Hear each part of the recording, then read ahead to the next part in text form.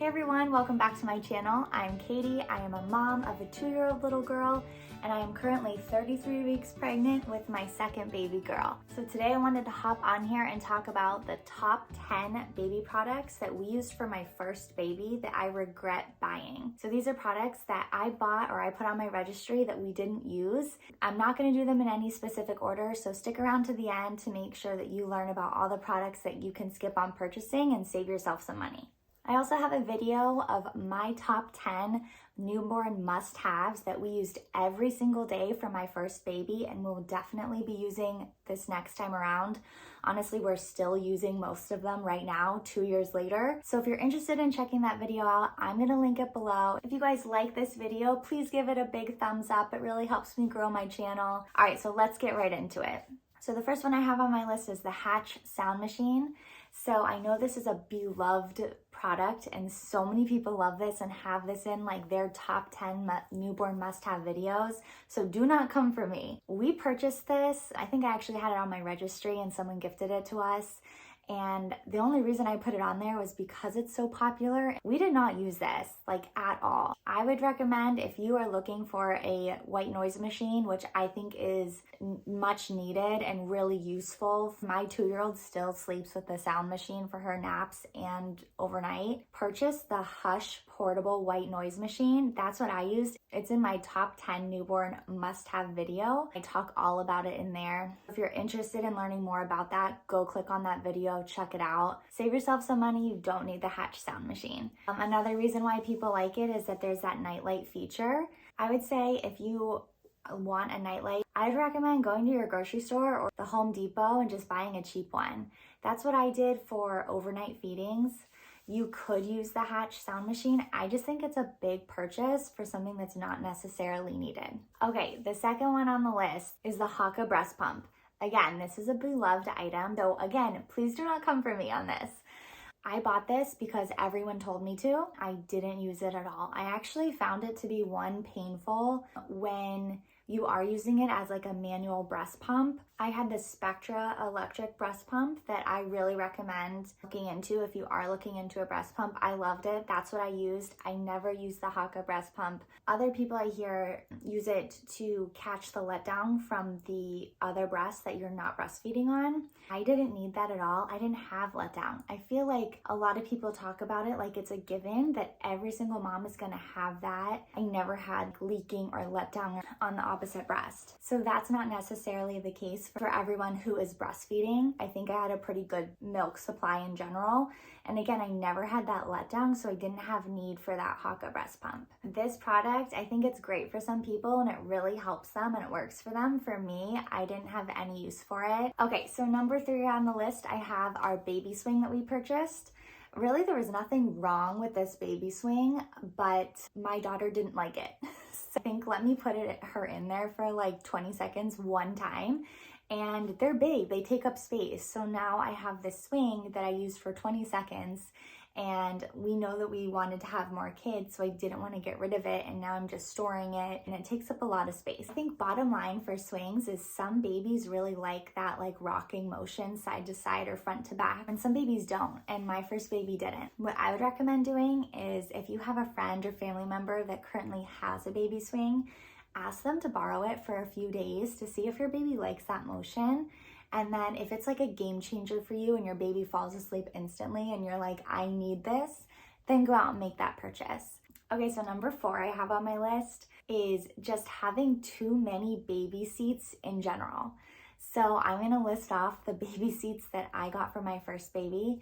Okay, so the products that we had the DockATot, we had the Baby Bjorn bouncer seat, the Fisher-Price Sit Me Up seat, which I loved. We had a high chair, we had a baby swing, we have this baby bouncer behind me. We had those play gyms where the baby lays down on their back on the floor and looks up at the toys and can kick their feet. I'm not saying that any of these seats are bad. I actually really liked most of them that we bought. You just have way too many seats, and then you have to find somewhere to put them all. A lot of those seats that I just mentioned, and a lot of baby seats in general, only are good for that newborn stage where when they start sitting up or rolling over, those seats aren't necessarily safe to use anymore because they can just plop right out of them. I would suggest getting, if you have a 2-story house, maybe getting one for each level and just moving them from room to room where you need them. Okay, so number 5 on my list, I have the newborn mittens. So those are those little mittens that protect their fingers so that they don't scratch their face. And you definitely need mittens, but those little mittens that you buy, and it's like a pack of 6, skip buying those, save your money, you will not use them. What I recommend doing instead is only buying newborn and 0 to 3 month onesies that have those mitten flaps that can come over their hand. That's what I recommend. You're not gonna lose them and they don't fall off. Okay, number 6, going along with this, I recommend only buying newborn and the size 0 to 3 month clothing that are onesies. Trust me, you're gonna wanna put that baby in the onesie. They're so little. You wanna keep them warm and cozy. You really don't leave the house that often, especially in that newborn stage. So it's not like you need like these really adorable, cute outfits to go anywhere. I would suggest just getting those onesies. Plus, people are gonna buy you really cute clothes. So you're gonna have a few outfits anyway, like if you wanna do pictures or if you are going out to lunch or something like that and you wanna put them in this cute outfit, you're gonna get those. Okay, feeding off that, number 7, this one's quick, newborn shoes. I would say don't buy any baby shoes before they can walk. So before they're a year old, purchase those baby socks to keep their little feet warm and cozy. That's all you need. Don't waste your money on baby shoes. Okay, number 8, I have, and this is in quotes, this is what I wrote down, so many blankets and swaddles, like so many.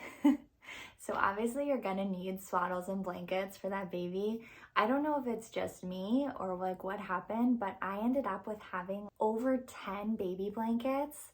And for swaddles, I'm more so talking about those really cute, soft swaddles that you have to learn how to actually swaddle the baby yourself. We didn't use that. Actually, in my previous video, our top 10 newborn baby products, I talk about our favorite swaddle. So if you're interested in learning about that, go click on that video. I'm gonna link it down below. But I put a few on my registry. I, again, ended up with like 7 or more of the swaddles. I think what happened is that I bought a few cute ones for my first baby.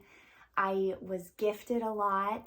I have gone through these drawers and packed them with baby things from my first baby. I just checked, this whole drawer is all those muslin blankets that I was talking about. I have 1, 2, 3, 4. These are baby blankets. 5, 6, 7, 8 baby blanket.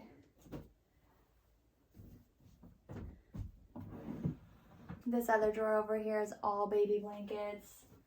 1, 2, 3, 4, 5, 6, 7. I could go on, but you guys get the point. I would say, you need a few for your house. Maybe, one for the stroller in the car, one for travels, things like that. So I would just keep in mind not to overdo it and don't make the same mistake I did.